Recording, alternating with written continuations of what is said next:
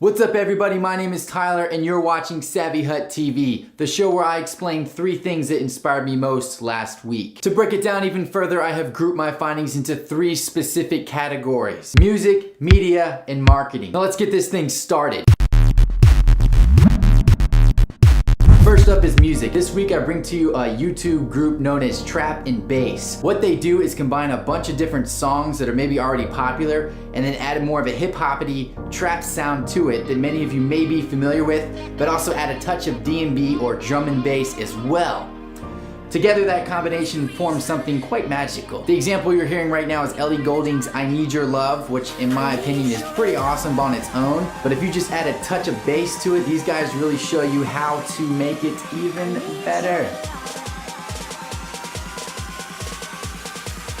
This is the Rehab remix that you're listening to actually, and the link will be down in the description, so definitely feel free to check those guys out. If you're into hip-hop music with an excess overload of bass and you've got some subs that need a little bit of warming up, I definitely recommend you check this channel out. The next topic is media, and I believe last week we heard a lot about the iPhone 5. I am a Mac fan. I've got a Mac and an iPhone 5. I like colors and design just as much as anybody else. Honestly, I think Apple's getting a little slack, because when you take this, which is just a 16 gig phone, and compare it to this 32 gig phone, the only thing you add is space for 100 bucks. Last I checked, a 16 gig memory stick that would go into the Android was like 10 bucks. And if you wanted to get the 32 gig, you'd get like 14, maybe 20 bucks max, not a $100 increase. Enough of that.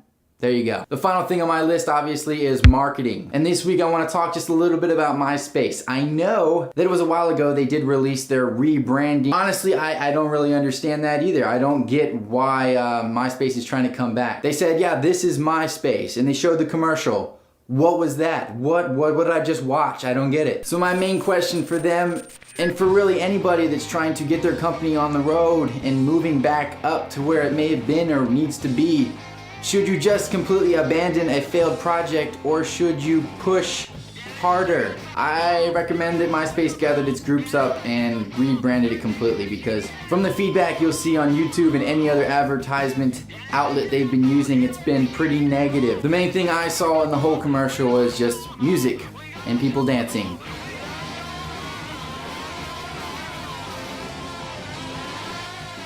Okay, I understand that MySpace was primarily used for artists to display their really cool new music coming out, CDs, that kind of stuff, and you could sample it.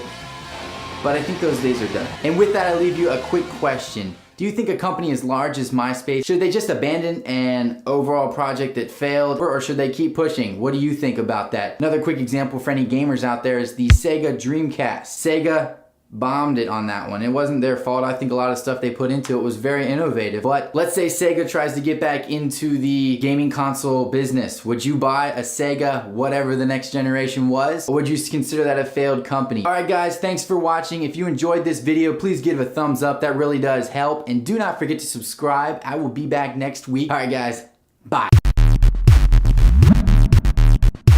Now let's get this thing started.